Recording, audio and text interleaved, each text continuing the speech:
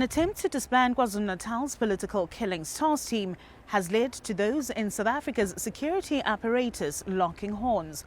On the one hand, Police Commissioner Fani Masemola, KwaZulu-Natal top cop Nhlanhla Mkhwanazi, and now former Police Minister Bheki Cele sing from the same hymn book.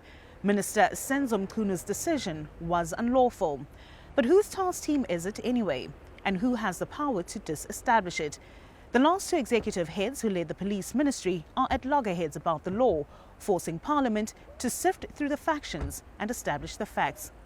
Hello and welcome to this week's deep dive into testimonies before the Ad-Hoc committee. My name is Zoleka Qodashe, and as the political and policing worlds collide, we'll unpack how statements before the national legislature have sparked even more questions about who's really calling the shots and potentially using the country's law enforcement machinery to do it.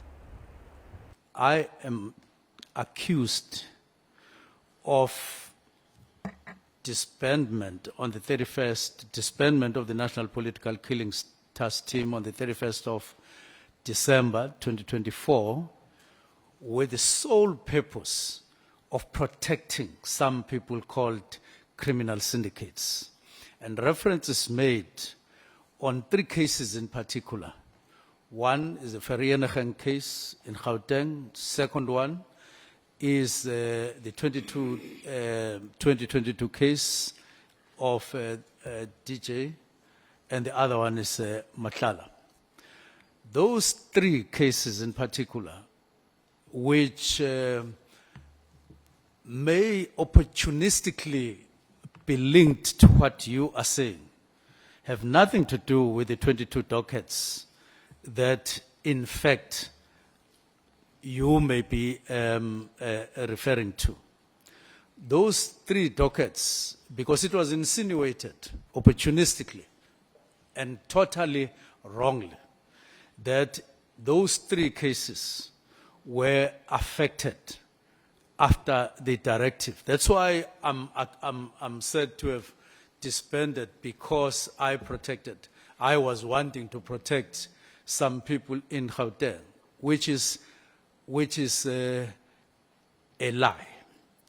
An unshakable Senzo Mchunu has stuck to his guns before Parliament's Ad-Hoc committee.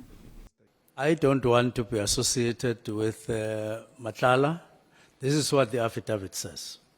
Mchunu spent a total of 4 days on the hot seat, with his relationship with questionable characters topping the agenda. As Chief Evidence Leader, Advocate Norman Arendse and members of Parliament attempted to untangle the web of connections, one name stood out, that of Northwest businessman Brown Mokgotsi. So for how long have you known Mokgotsi? Since 2017. 2017. And you know him as a comrade who's in the same political party? Only. In the period, I've never asked him whether he's married or not. I've never gone to his home. I've never gone to look at soccer or restaurant. I've never inquired about his personal life, whether he's employed or not employed, because we just occasionally talk about this and that. Thank you. So, can I just put something to you, which comes from one of the other witnesses who will testify? The evidence will be that you had met with Mokgotsi and Matlala. Have you ever met with them together in one room on one occasion? Never. I've never met Matlala alone. I've never met him in the company of Mokgotsi, and possibly in any other capacity. He's not somebody that I know. He's not somebody that I've spoken to, directly or indirectly. Lawmakers questioned the submission, believing that Mchunu gave a different version of events when he appeared before Parliament's Police Portfolio Committee on the 5th of March this year. I think we must be very circumspect when people come to us and say, I must be an associate of this and that. I'm no associate to the person that General Mkhwanazi is referring to. But the minister says he offered that explanation because he was shown an image of a different individual. Had there been a direct question from any member asking me whether I know Mr. Brown Mokhotsi, I would have answered in the affirmative. And then at paragraph 13, subsequent to the portfolio committee sitting, I was made aware of an audio recording between myself and someone I had spoken to. I do confirm that the telephone conversation is true, but unbeknown to me, it was being recorded. In that recording, the person had asked me a direct question, which was not asked in the portfolio committee meeting, on whether I know Mr. Brown Mokhotsi, to which I responded that he was just a comrade from Northwest and not my close associate. A trail of messages indicates that Mokhotsi, a confirmed comrade to the minister, allegedly assured suspected underworld boss Vusimuzi Kat Matlala that KwaZulu-Natal's political killings task team would be disbanded, assuming the team had raided Matlala's property in December 2024. Mokhotsi also guaranteed Matlala that he would facilitate a meeting with Mchunu and Deputy National Police Commissioner for Crime Detection, Shadrack Sibiya. The 121 dockets of the PKTT would then allegedly be sent to Sibiya at the headquarters in Pretoria in what is suspected to be a move to tamper with the dockets of two of those termed as the Big Five, those of Matlala and Katiso Molefe, alleged to be behind the brutal murder of popular artist Opa DJ Somebody Sifoka. Those three cases in particular, which may opportunistically be linked to what you are saying, have nothing to do with the 22 dockets that, in fact, you may be referring to. Those three dockets, because it was insinuated opportunistically and totally wrongly that those three cases were affected after the directive. That's why I'm said to have disbanded, because I was wanting to protect some people in Gauteng, which is a lie and factually not the case. Part of the evidence presented by Mchunu to indicate that he has no ties to Matlala is an affidavit from Matlala himself at the Hoshimampuru Correctional Facility in Pretoria. If you don't know Matlala at all, you've never met him, that's your evidence? That's my evidence. Yes, so why would you want to obtain an affidavit from a person who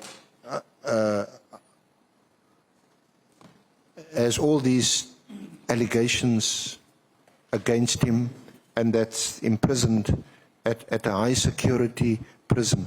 Why would our Minister of Police want to be associated with a person like that? The question or the answer to that question could be another question. Why would the minister not wish to get the word from such a person who people out there are trying so hard to associate with me when I'm not associated with him? Why would the public not be interested in getting to know what he has to say if it were all to be possible? Prior to this, Mchunu had told the committee that it was not on his instruction that his lawyers obtained the sworn statement from Matlala, until EFF leader Julius Malema raised concern over legal professionals acting of their own volition and how it could be a matter for the Legal Practice Council to consider. Meanwhile, as MPs continued to scroll through messages, one was significant, that which Mokhotsi said, "This is the matter now," which either Sibiya or the minister can use to charge Khumalo. In the first place, there's no minister who would have charged Khumalo. No such a thing. And I doubt if the Deputy National Commissioner would have done that. And both of us, the Minister and the Deputy National Commissioner, is just a no. There's no such a procedure in the first place. He can only be charged by the National Commissioner or from outside. Now, when it came as one thunderous thing, but about nothing.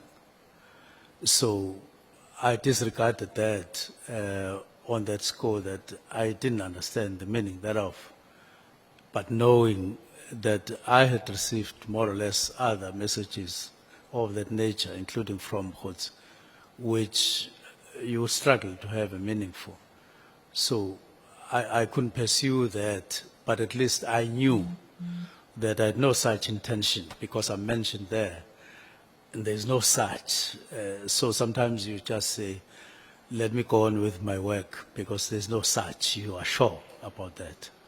Crime Intelligence head Dumisani Khumalo was arrested in June this year on fraud and corruption charges over the alleged irregular appointment of Dineo Mukwele. This is said to have angered KwaZulu-Natal's top cop, Nhlanhla Mkhwanazi. And this, together with the 31st of December 2024 directive for the disbandment of the political killings task team, would trigger a series of events, beginning with Mkhwanazi's briefing on the 6th of July 2025. So upset was Mkhwanazi over the directive that he called Mchunu's chief of staff, Cedric Ngabinde, and allegedly threatened the minister. But when the committee sought to listen to the recording of that alleged threat, the minister later said the threat was in reference and was made before Ngabinde recorded his conversation with Mkhwanazi. I believe I made an honest mistake. I was under the impression that that part that I spoke about was actually there, and it was part of what was sent here. Then I make follow-up after making an undertaking, and it becomes clear that no, recording had not started when this part was discussed among them. And therefore, I made that mistake, and I apologize. Ngabinde was handpicked by Mchunu to join him after he was appointed police minister last year. Mkhwanazi's previous testimony was that Ngabinde called him after the offer and allegedly told the provincial commissioner that he was unaware of what the roles and responsibilities of a chief of staff were. Does the BTEC equate to the NQF level 8? No, it's 7.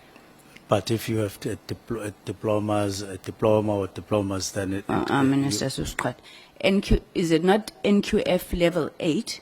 Then if you have anything else, but for the door to be opened, it has to be a NQF level 8. For sure. Let me see what happened. But there are specifications. But those specifications, I know that if you have other things, it happens that way. The DA's Ian Cameron also probed the minister on whether there was security clearance done on Ngabinde before his appointment. However, the minister could not provide a clear answer to the question. Despite this, the minister maintains he was behind the controversial disbandment letter on New Year's Eve of 2024 and said policy directives could not be dictated by Mkhwanazi's fury.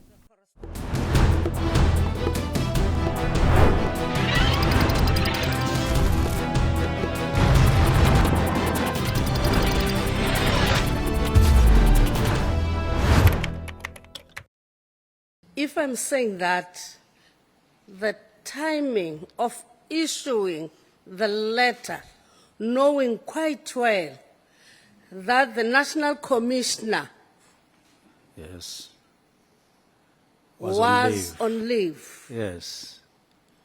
And you had time sitting with the Commissioner, maybe 3 days before, you can say that I've got this intention. Yes. When the National Commissioner goes, we will say that the National Commissioner was aware. That's Can my I say question. the National Commissioner was aware of my letter? Of your intention Oh, to okay. disband and issue a letter to that regard with an immediate Okay. effect. Because on the 31st, you issued a letter with an immediate effect. So Okay. it means that it came abruptly. Okay. Now, let me start with immediate. Immediate should never be read outside of preliminary report, outside preliminary, reference to the preliminary report. 2, it should never be read outside the meeting that was indicated in the directive of UNESCO, because it will definitely be out of context. But Mchunu says he had to go to his rural home to gather his thoughts and decide on which way was best to relay the cards he'd been keeping very close to his chest. That is when he put pen to paper. Would I be wrong then to conclude that that did not meaningfully happen between the Minister Mchunu and General Masemola in the case of a discontinuity? That there was no extension. Meaningful consultation between the two chiefs that, okay, we're discontinuing. No, I have explained that I didn't consult per se on face-to-face or in writing, but there were meetings on factors. The directive called for the immediate disbandment of the team. This has seen criticism being levelled against Mchunu over ongoing investigations by the PKTT, but Mchunu attached an unconventional meaning to the word, and MPs were not having it. Immediately is immediately, we know it, Minister, what it means. It means now. Yes. Yes, it cannot be any other thing, and I just want us to move away from being hostages of semantics. There is an established understanding of what the word means. But consultation in administrative action is the hallmark of fair, rational and lawful actions in the exercise of public power by an organ of state. The minister is convinced that his action is lawful and in line with Section 207, subsection 2 of the Constitution. This despite the constitutional provision granting powers to the National Commissioner to manage and control the police service. This while Section 11, subsection 2D of the South African Police Service Act stipulates that the National Commissioner may organize or reorganize the service at national level into various components, units or groups, and MPs have argued that the task team falls into the group category. This responsibility to disband does not fall within the powers of the minister. There is nowhere in the Constitution where you are given powers to either establish or disband a structure, because you don't have powers to control and manage the policy affairs or the policy services. You would take care to note that when the National Commissioner exercises his powers, including that one, it is with due regard to the ministerial powers. I just want to put a comma there and go on to say this task team, although it's a task team in the manner that would more or less be explained like that, this one didn't come just anyhow. The president intervened politically and caused certain matters to take a particular course via his decision. IMC, political task team, okay.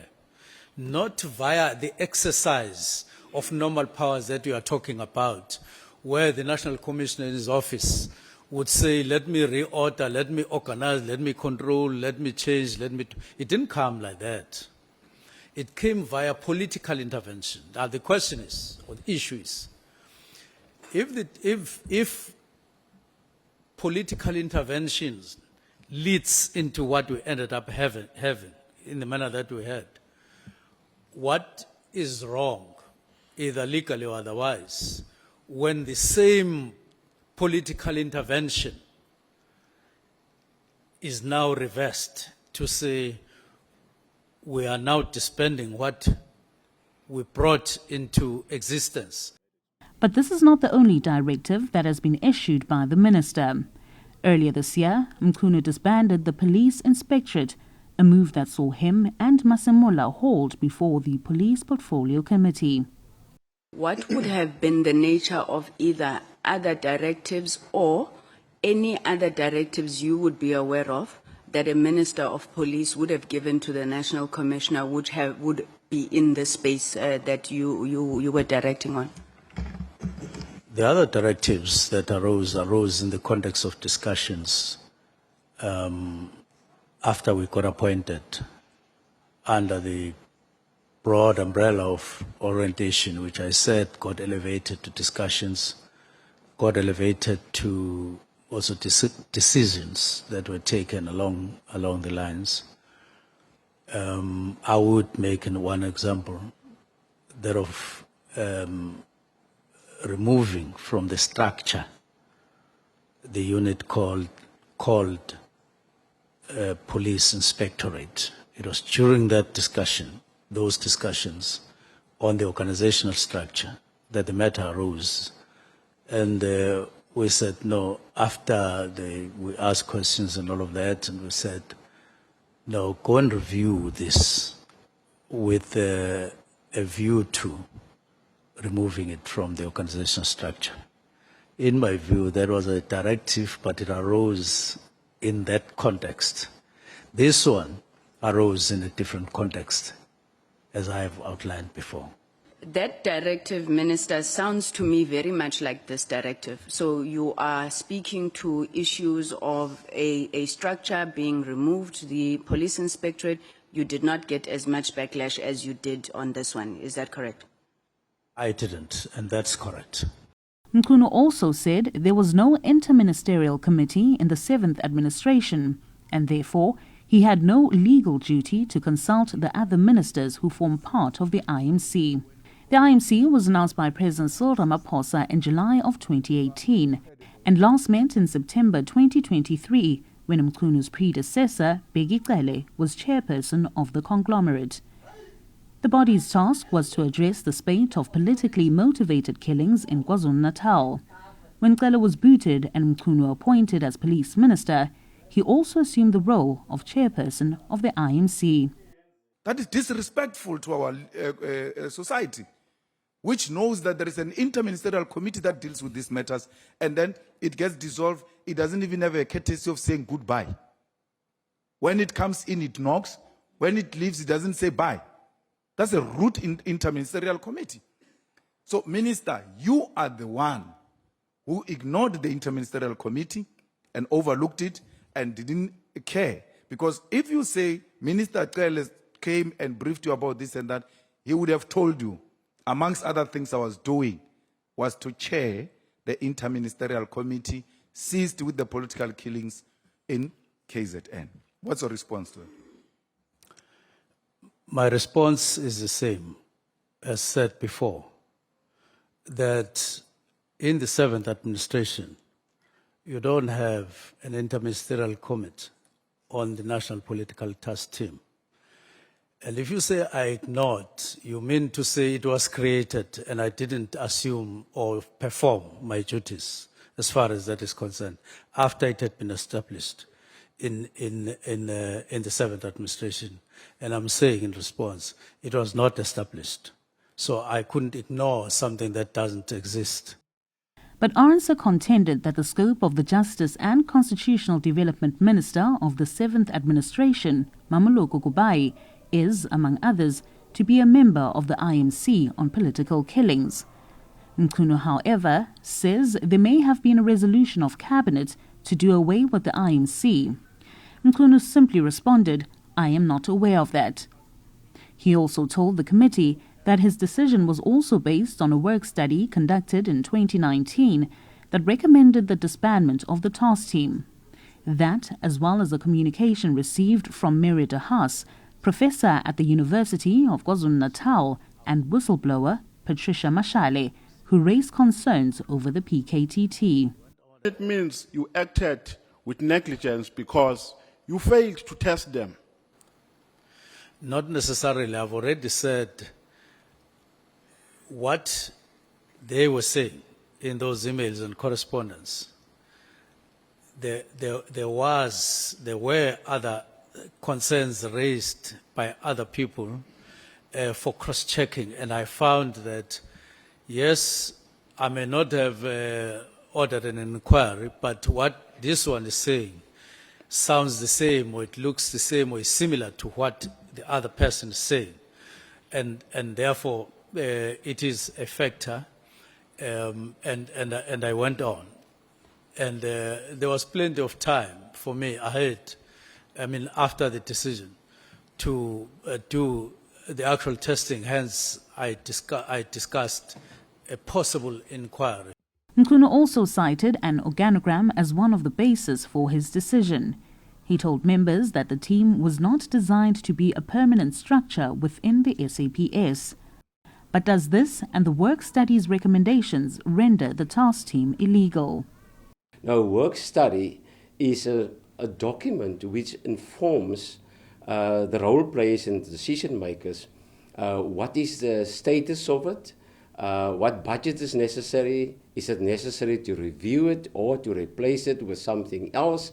So that is a document just to inform the role players. It's not the alpha and the omega. And the fact that there was no compliance with the work study doesn't make this task team illegal, not at all. Mchunu also appeared to corroborate the testimony given by Sibiya, that he did not issue the directive to Sibiya, and therefore, when Sibiya issued an instruction that the PKTT dockets be relinquished, he was acting on Masemola's instructions. My correspondence was to the National Commissioner, not to Sibiya. I've never sent a letter whatsoever to Sibiya, no email, no WhatsApp on dockets. Everything was discussed overboard. In fact, to be factual, the first word on the how part was it came from the National Commissioner. Remember that the first document on the how part substantively came in the form of the presentation on the 5th of March, where we saw phasing out and all those terms. They had come with the letter, I think, of the National Commissioner on the 22nd. It's purely the National Commissioner who came with these terms, which were now on the operational side of it, which were quite reasonable, because that is the terrain that you would have let in quite properly. So whatever Sibiya did, he wouldn't have done that because I had said or done anything to him. And there's no evidence that suggests otherwise. But while Mchunu appeared to be on the back foot, some lawmakers threw their weight behind him. When we consider throughout the extension requests, and they asked for a budget first in 2019 for only 6 months of 57 million for 152 members. And then in 2021, 2022, they increased that to 97 million, but the staff complement decreased to 110 members. Would you say that they added value to SAPS in South Africa as a whole? Well, part of what that sub-sentence or that phrase in the last sentence is based on is along those lines, as I've indicated, the calculations in terms of monetary value. But what I didn't add, because I wasn't writing details, you add the personnel, you add running costs of cars, you add, so that is just an indication what you are talking about. When you add all other things, the expense is quite high for the cases that were decreasing, as you are referring to. But not everyone is convinced. It would have been totally correct, politically and operationally correct, to approach the president with a proper report stating all these things, which he actually now discovered after he issued the letter, because those things are not in the letter about budget, about the organigram, about the work study. Nothing is that in the letter. So if that thing was, if he attended the meetings as requested by General Lieutenant General Makwanasi, as well as the National Commissioner, to attend a briefing of the PKTT, he would have been in a much better situation and obtain first a report on it and make sure his facts is correct, and then went to the president.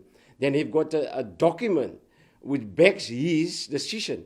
But at this point in time, no, he realized he must now get anything possible together to substantiate his decision. Mchunu previously testified that he briefed the president on his move after the fact, leading to calls for the head of state to appear before the committee. But some believe that this, as well as other evidence presented, does not present well-thought-out submissions on the part of the minister. But the doubt cast on Mchunu's character not only falls on him, but also on his political home. As Mchunu fights to stay afloat amid mounting scrutiny over his decision to disband the political killings task team, could former police minister Bheki Cele be the one to throw him a lifeline or drown him even further? When we return, we take a look at Cele's testimony and whether it steadied Mchunu's case or sank it completely. Stay with us.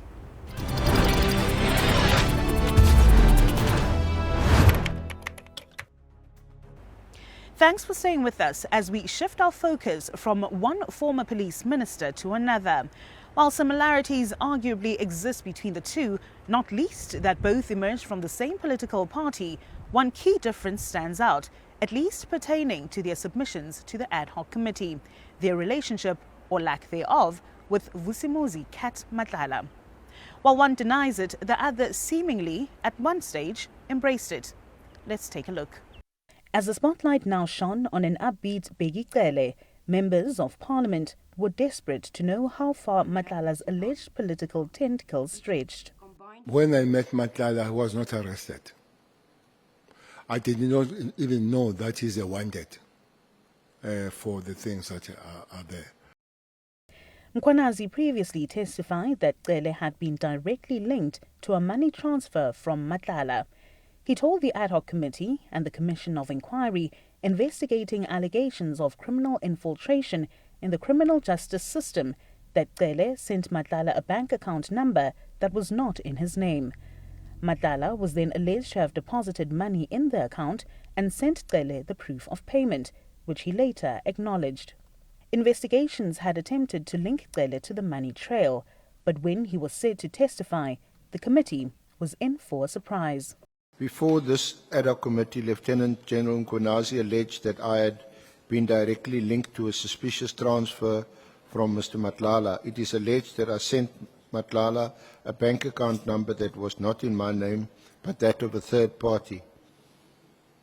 And then your response was, I have not seen the text messages that were referred to by Lieutenant General Mkhwanazi, and I confirm that I do not send any text messages and that I did not send any bank account details, whether belonging to me or a third party, to Mr. Matlala. This retraction earned Mkhwanazi the wrath of MPs. I don't think that Lieutenant General Mkhwanazi can send a little note to say he withdraws. He must come here and tell us why he withdraws it, how he made such a mistake, and why he thought it was okay to irresponsibly tell the whole world that thing. He's done a lot of reputational damage. It can't be undone by a little note. For Cele, it was simply water off a duck's back. Well, I have always known that is there, so it would be good one day to hear what has prompted him to put that in a statement. But as I've said, that Mkhwanazi, for me, is always a good cop, and is a human being. All of us will make errors, and then life must go on just like that. But while some allegations are supposedly untrue, others hold a kernel of truth. When did you gain access to his penthouse? And towards the end of January. So you have known him for less than a month, or a month? A month, yes. Did it not concern you that someone, a stranger, offers you to live at his place freely? There is no relationship, there is no association, there is completely nothing. I'm not in government, so if I'm in Pretoria, I pay my money. There is a hotel that I spent. Years I'm in Pretoria and I'm not paying. And I took it. And if I were in government, I would have gone and declared. But I declare to nobody now. This a relationship that Cele appears unashamed of. Let's talk about Matlala, because you said you like to get freebies from him because you're on pension. You're on pension now. You don't think that he has any expectations from you? I don't think that it did hit my mind, and it was never said that there was an expectation from his side. Okay. And you didn't consider that he has any expectations? No. He's just been nice to you. So when he comes here, because he's definitely coming here to the Ad-Hoc committee, how would you respond if he tells us that he traveled by road to bring cash to you because he couldn't fly with the large amount of cash that he was bringing to you? I would say never. I never received any cash from him. This stay was just days before police awarded a 360 million rand tender to Matlala's company, Medicare, which provides health risk services and in which Matlala is the sole director. The company was flagged by late whistleblower Bheki Cele. Now, General, I put it to you that you did not have that experience for free. I put it to you that you did not have that experience for free. Someone paid for it. Well, not that one I know. I'll tell you who paid for it, General. Okay. Her name is Bheki Cele. Okay. She paid for your free stay with her life. Matlala was also found in possession of a cell phone during a raid at the Hoshi Mampuru Correctional Facility, where he remains in custody for an alleged attempted hit on his former lover, Tebogo Tobejane. Minister, did you call Kat Matlala when he was in prison? Absolutely no. Have you ever asked Mr. Matlala via text to buy you a vehicle, an SUV perhaps, or maybe an armored vehicle? Are you asking if I ever text him that? Yes, sir. Honorable member, anybody who tells you that I've texted him or her is not speaking the truth.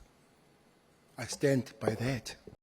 While legislators probed Mchunu on his relationship with Matlala, he denied any links to the suspected murder conspirator. This after previous testimony suggesting that Matlala assisted with funding Mchunu's presidential ambitions in the ANC. I knew that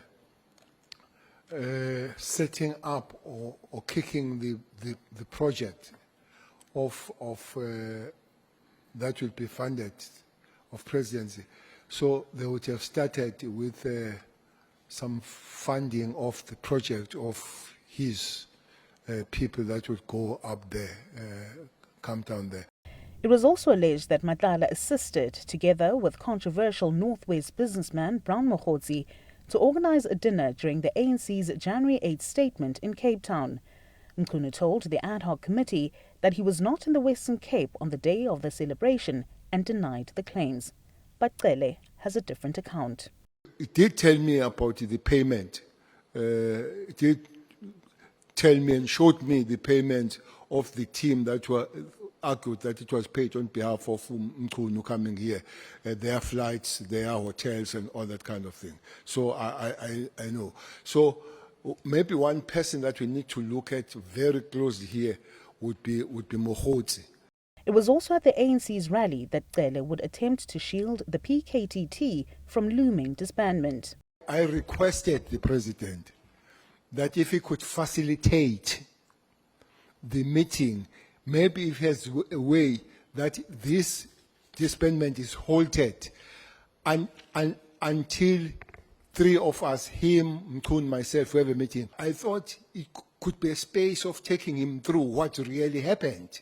So, and better understand, because the genesis is wrong.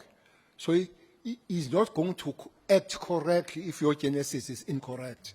Cele served as police minister from February 2018 until June last year. Before that, between 2009 and 2011, Cele was appointed national commissioner by former President Jacob Zuma. But in 2011, Cele was suspended and given the boot over misconduct allegations a year later. This after former public protector Professor Thuli Madonsela found that buildings in Durban and Pretoria were being leased for the SAPS at inflated prices and were connected to Cele. Despite this, as former top cop, Cele rubbished Mchunu's claims of powers vested in him to disband the PKTT. So, as it stands, Honourable Member, the National Commissioner plays the bigger role in policing in South Africa, and it's very easy to find yourself encroaching if you're a minister.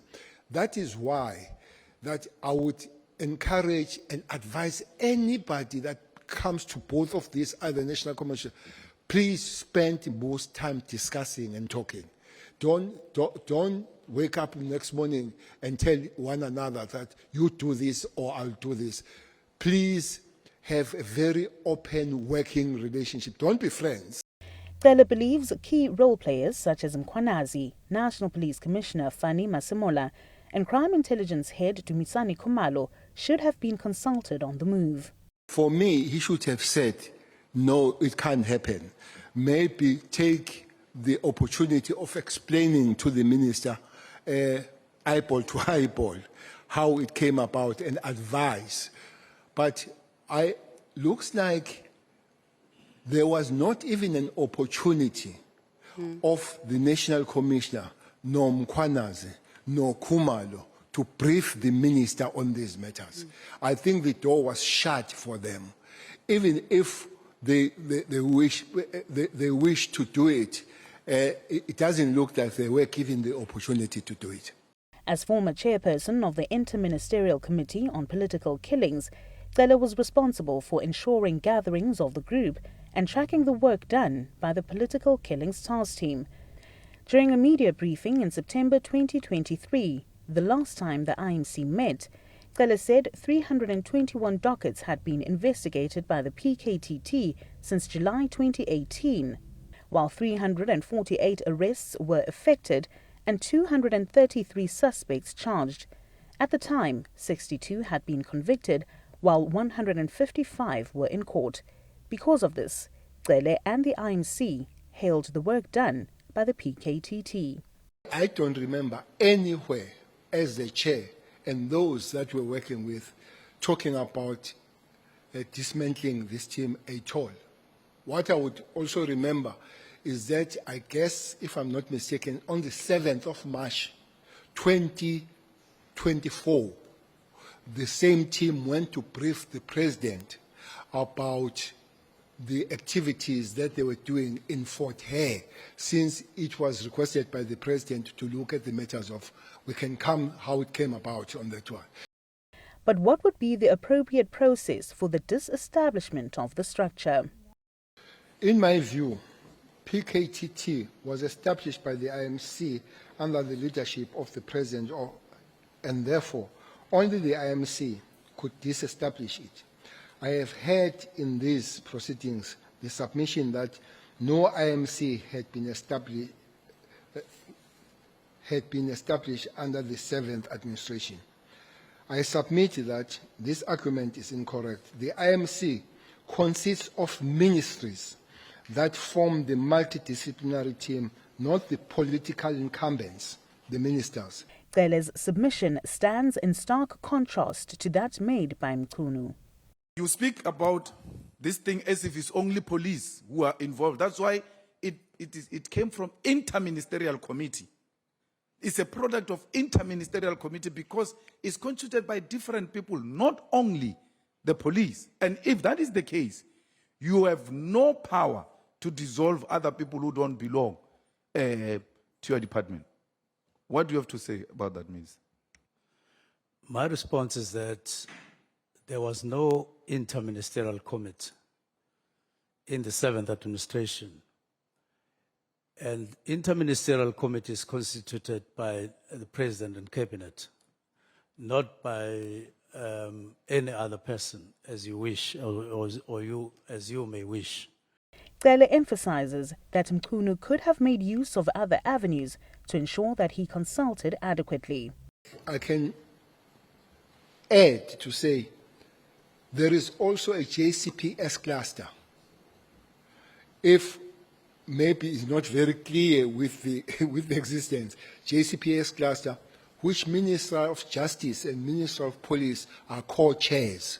It could have been discussed there. Maybe if really it doesn't, it could have been, the clearance could have been sought from the president that there is this, what do I do, does it exist or not?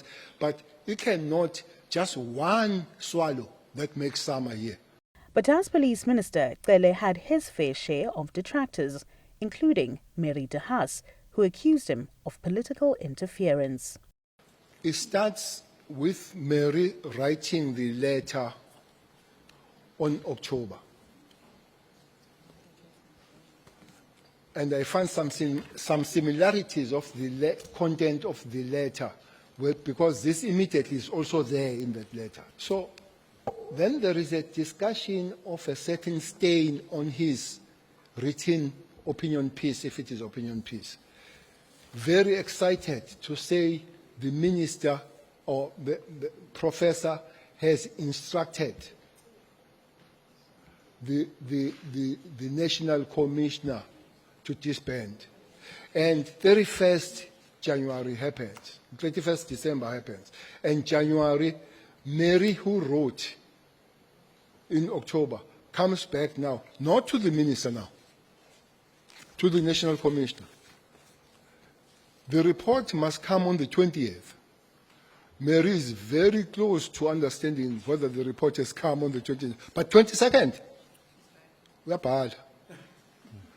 She's asking if that has been done. But the deeply rooted factions and rot in the police service are not new. For Cele, the attempt to weaken the SAPS began in 2012 after his sacking. I have to first understand if things that Bheki did were deliberate. There is one fact that I would accept wholeheartedly. She did not understand the environment that she was in. It's a tough, difficult, energy-sapping environment, very manipulative and so unscrupulous environment to be in. So her having not any form of resemblance of the experience would be two things: make serious mistake or seriously manipulated for the outcomes that are known by those that are handling her. And I believe it was both. Cele echoes sentiments that the state apparatus is being used to settle scores. You mentioned earlier that, we know about it, that there were members who tapped your communication. They listened to your calls. Do you know who those members are, and if so, are they still in the police? You know, the other one is who is Patayasho Peruman, the one who arrested Kumar. From Ad-Hoc? From Ad-Hoc is one of them. Sure. That guy, 3 guys were arrested. I think one is Cele and can't remember, and Puruman. So they were made sacrificial land by Moodley. So Moodley was also involved? Not small time, big time. As the nation watches the unraveling, the cracks are beginning to show. I would be presumptuous, but I think somewhere, somehow, center did not hold for this thing to happen. And it's unfortunate that it has, South Africans, at a certain given point, they had a trust and respect of the police. 2010, it was a good thing. 2011 was a good thing to pay South African police. But it has dwindled. At one time, went to 21% and all. I don't know if the survey can be done now, what percentage can be there. But it's there to see to it. That is bad. My answer, without pointing anywhere, center did or does not hold. That's why we're here. But for his tenure as police minister, Cele appeared reflective, conceding that while his decisions were not without controversy, they were, in his view, guided by the broader objective of stabilizing a fractured law enforcement landscape. From denials to contradictions and political crossfire, the inquiry has laid bare a police service at war with itself. The week's testimonies have peeled back the layers of secrecy surrounding the country's crime-fighting apparatus, exposing rivalries in the security apparatus. And with more senior officials expected to appear before Parliament's Ad-Hoc committee in the coming weeks, it's expected that many more will attempt to defend their legacies. You'll want to stay tuned to Newzroom Afrika on channel 405 for more testimony and analysis as more role players appear before the inquisitorial body. I'm Zoleka Qodashe, and thanks for watching.